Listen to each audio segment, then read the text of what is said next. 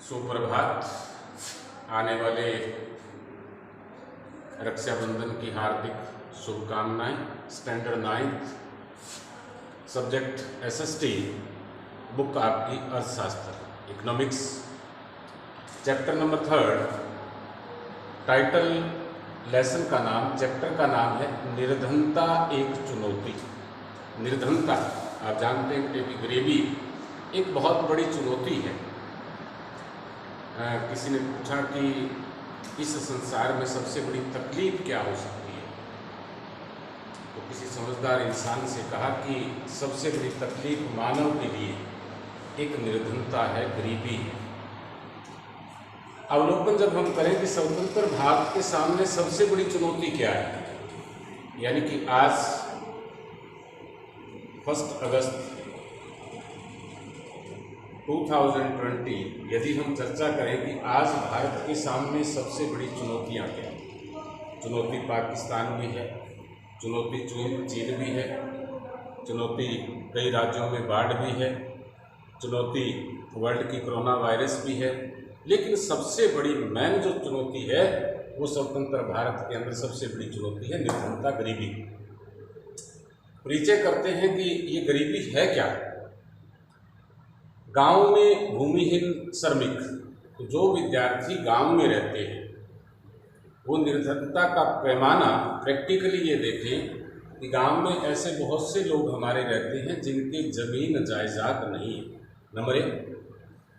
और ऐसे भी गांव में लोग रहते हैं कि जिनके जमीन जायदाद बहुत ही मामूली है। इनमें से कुछ, कोई व्यवसाय पशुपालन का करता है, कोई कुछ करता है, या जो बड़े जमींदार हैं उनके खेतों में ये मजदूरी करते हैं। तो उनकी जीवन शैली है वो बहुत ही निम्न स्तरीय है। 2 वक्त के खाने के लिए, कपड़े के लिए, मकान के लिए वो पूरी जिंदगी जद्दोजहद करते हैं। अब ये गांव के अंदर तो ये गरीबी का पैमाना है। शहर के अंदर आपने देखा होगा, विभिन्न शहर, किसी भी शहर में चले जाएं, जितना बड़ा शहर होगा उसमें सबसे ज़्यादा गरीब लोग मिलेंगे। अब मुंबई की बात करते हैं कि धारावी इलाका, जिसमें 12.5 लाख लोग कहते हैं 4 या 5 किलोमीटर की रेंज में, और केवल झुग्गियों में रहते हैं। हर शहर में झुग्गियों में रहने वाले आपको लोग मिलेंगे। कोई ढाबों पे काम कर रहा है, कोई फैक्ट्री में काम करता है, कोई कहीं काम करता है। और कहते हैं कि भारत का चौथा व्यक्ति, एनालिसिस किया गया वर्ल्ड लेवल पे, तो भारत का चौथा व्यक्ति निर्धन है। आप लोग सौभाग्यशाली है इस देश में कि आप एक उस राज्य में आपका जन्म हुआ है जो राज्य भारत के संभ्रांत राज्यों में गिना जाता है, जिसका नाम हरियाणा है।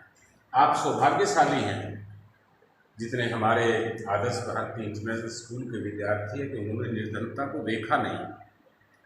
यदि हम निर्धनता की बात करें तो आप पश्चिमी बंगाल में जाएंगे, कभी आप झारखंड में जाएं, आप उड़ीसा में जाएं, आप बिहार में जाएं, कि अधिकांश बच्चों और बड़ों के पास पहनने के लिए चप्पल नहीं होती, जूती नहीं होती, 1 या 2 जोड़ी के सिवा कपड़े नहीं होते। रहने का जो मकान है वो या तो झोंपड़ी मिलेगी या कच्चा मकान मिलेगा, कभी भी गिर सकता है, और हर साल बाढ़ आती तो गिरता भी है। और वो जद्दोजहद करते कि दोनों वक्त का खाना परिवार के लिए कैसे किया जाए। सबसे ज़्यादा पूरे वर्ल्ड के अंदर गरीब कौन से देश है? सबसे ज़्यादा गरीबी भारत में है। भारत में इसलिए है क्योंकि भारत में जनसंख्या बहुत ज़्यादा है। 27 करोड़ के आसपास, 130 करोड़ मूल आपकी जनसंख्या, जिसमें 27 करोड़ लोग, आप अंदाजा लगाइए, 27 करोड़ लोग गरीबी रेखा से नीचे है। गरीबी रेखा का नीचे, या तो इस 27 करोड़ में ऐसे हैं जिनके पास रहने के लिए मकान नहीं है, नंबर 1। नंबर 2, इस 27 करोड़ में ऐसे लोग हैं हिंदुस्तान में जिनको 2 वक्त का खाना ही शायद नसीब ना हो। इन 27 करोड़ के अंदर ऐसे हैं जो किसी परिवार में जन्म लेने के बाद माता पिता से पिछड़ जाते हैं और केवल कहीं पर बंधुआ मजदूर की तरह नौकरी करके अपना गुजारा करते हैं। तो ये 27 करोड़ की आबादी सबसे ज़्यादा है। पूरे वर्ल्ड की बात करें तो सबसे ज़्यादा गरीब भारत, पाकिस्तान, नेपाल, और आपका कुछ दक्षिणी अफ्रीका, भूटान, ये जो 8-10 देश हैं पूरे वर्ल्ड के अंदर, इनमें सबसे ज़्यादा गरीब लोग निवास करते हैं। अब हम आते हैं कि शहरी निर्धनता, जो शहर के अंदर लोग हैं उनकी निर्धनता, जिसको हम गरीबी कहते हैं, वो कौन से लोग हैं शहर के अंदर? तो गाँव में तो भूमिहीन था, शहर के अंदर वो लोग जो कोई मिल में काम करता है, कोई फैक्ट्री में काम करता है, कोई ढाबे पे काम करता है, या किसी दुकान पर काम करता है, या छोटा मोटा कोई रेहड़ी आदि लगाकर अपना गुजारा करता है, तो वो गरीबी रेखा में गिने जाते हैं। और उनकी औरतें बड़े घरों के अंदर कोई पोचा या भारी जैसा काम करती है, तो ये शहरी गरीबी है।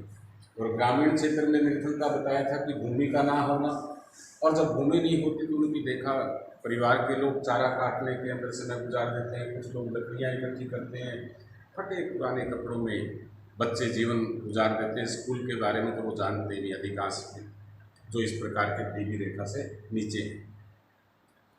अब जो हमारे चर्चा करें हम इस क्लास में, आपस में आप परिवार में चर्चा कर सकते हैं, यदि क्लास में होता तो हम आपस में चर्चा करते, चर्चा करें कि इसकी गरीबी की भूमिहीनता, जिनके पास किसी पर गांव में रहते हैं, किसी प्रकार की कोई भूमि नहीं है, वो निर्धन है। बेरोजगारी, दूसरा हम ले लेते हैं कि एक तो भूमि नहीं है, परिवार में 4-5 सदस्य है, कोई काम नहीं है, यानी कि खेतों में यदि काम होता तो 2-4 महीने होता, बाकी वो खाली समय रहते हैं, तो वो भी है।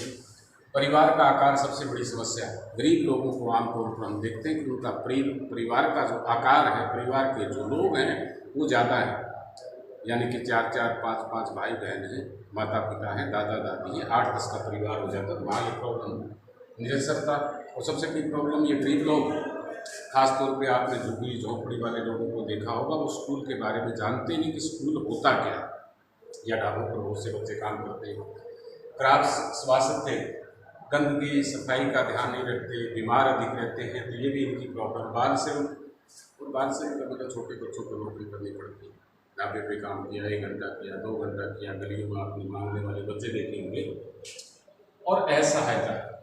और ये एक ऐसी मेजोरिटी है कि सहायता किस प्रकार की जाए, ऐसी कोई सरकारी योजना अभी तक नहीं आई है कि इनको किस प्रकार एक मुख्य धारा में ढाला जाए।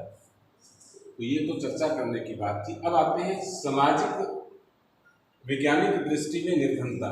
एक तो सामाजिक अपवर्जन, ऊंच नीच का भावना, सही तरीके से इनको डील ना करना, असुरक्षा भी गरीबी लाती है। अभी आपने देखा कि आप यदि टीवी खोल कर देखेंगे, एक बार न्यूज़ चैनल देख लें, कोई भी, चाहे आज तक का है या दूसरे न्यूज़ चैनल, उसमें आपके पास न्यूज़ आएगी Bihar, Assam, some of the part of Uttar Pradesh, some of the part of Orissa, कि इन राज्यों में लाखों लोग बाढ़ से घिरे हुए, और बाढ़ के कारण जो उनका मकान थी, झोंपड़ी थी, कच्चा मकान था, वो छोड़कर उन्हें भागना पड़ा। वो कच्चा मकान भी अब पानी में ढह जाएगा।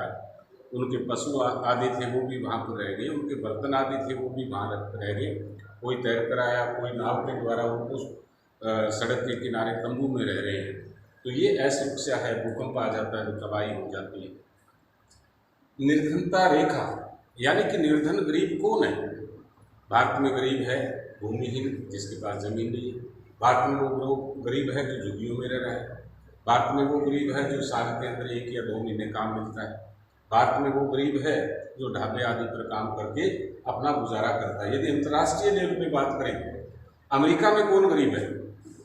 अमेरिका में वो गरीब है जिसके पास अच्छी कार नहीं है, 10 लाख से कम की कार नहीं होगी, उसको अमेरिका में गरीब मानते हैं, वरना हर नागरिक के पास कार है। अमेरिका में उसको गरीब माना जाता है जिसके पास कम से कम 1000 एकड़ से कम जमीन है, यानी कि 1000 किले वाला व्यक्ति अमेरिका में गरीब माना जाता है। हिंदुस्तान में तो 1000 एकड़ वाला कोई मिलेगा नहीं। यही ऑस्ट्रेलिया है, कनाडा, ये जो देश हैं यूरोप के मैंने बताए, इन देशों में गरीब उसको माना जाता है जिसके पास कार ना हो और जिसके पास कम से कम 700-800 एकड़ जमीन ना हो। अमेरिका की बात करें कि देखिए 6% लोग वहाँ खेती बाड़ी करते हैं, हिंदुस्तान में 70% लोग खेती बाड़ी करते हैं। 6 में भी आज का आंकड़ा देखेंगे 4% लोग बचेंगे, बाकी सब बिजनेस में लगा हो पूरे वर्ल्ड पे, क्योंकि इनके पास लैंड बहुत ज़्यादा है और जनसंख्या मामूली है। अब कहते हैं अशोषित समूह, अनुसूचित जाति, जनजाति, श्रमिक। आपने देखा होगा कि हमारे देश के अंदर अनेक प्रकार की ऐसी जनजातियां हैं जो एक स्थान से दूसरे स्थान पर जाने वाली थी, टिक के न रहने वाली थी, उनके लिए एक बहुत बड़ी चुनौती है। अब नंबर 4 पे हम चर्चा करेंगे निर्धनता के कारण। निर्धनता का सबसे बड़ा कारण है, सबसे बड़ा कारण, जो पहला कारण आप लिखोगे वो जनसंख्या विस्फोट। जनसंख्या विस्फोट का मतलब पूरे वर्ल्ड में सबसे ज़्यादा, यदि आप उसको मैथमेटिक्स के अनुसार, क्षेत्रफल के अनुसार यदि लोग सबसे ज़्यादा निवास करते हैं तो भारत में करते हैं। इतनी जनसंख्या 135 करोड़ के आसपास, चाइना को भी अब पीछे छोड़ दिया, किसी भी देश में नहीं है। और ये 1960 और 1985 के बीच में जो जनसंख्या का बढ़ना हुआ, इसको यदि भारत कंट्रोल नहीं करेगा तो निर्धनता कभी भी भारत में समाप्त नहीं हो सकती। गरीब लोग, झुग्गी झोंपड़ी वालों को देखते हैं, कई बार 5-5, 6-6 बच्चे हैं, अरे एक की वो परवरिश नहीं कर सकते सही प्रकार के बच्चों से, तो इतने बच्चों को क्यों वो जन्म देते हैं? तो ये सबसे बड़ी प्रॉब्लम।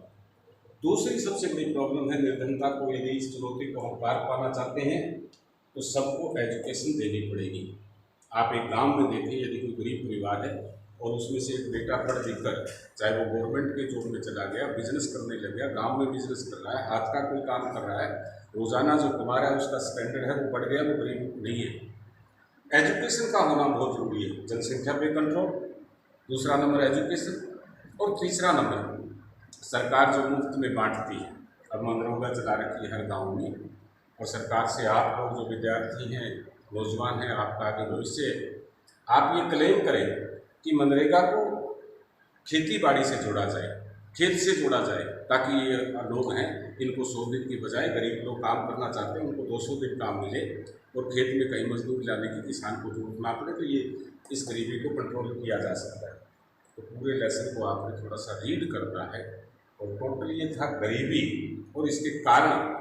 तो आपके कारण एक तो कंट्रोल ऑफ पॉपुलेशन, जनसंख्या की, और दूसरा इस समस्या का निदान यदि भारत में है तो एजुकेशन, और तीसरा सरकार को चाहिए कि जो पढ़े लिखे लोग हैं, वेल एजुकेटेड हैं, उनको रोजगार मुहैया कराए, और जिनके पास हाथ की कला यानी आइडियाज़ हैं या अच्छे हैं, उनको कोई फैक्ट्री लगाने के लिए आसान शर्तों पे लोन दिया जाए, ताकि आत्मनिर्भर भारत बन सके। लेकिन अभी तक इस प्रकार की पॉलिसियाँ नहीं है देश में। पूरे लेसन को आप पढ़ेंगे। Okay, thank you.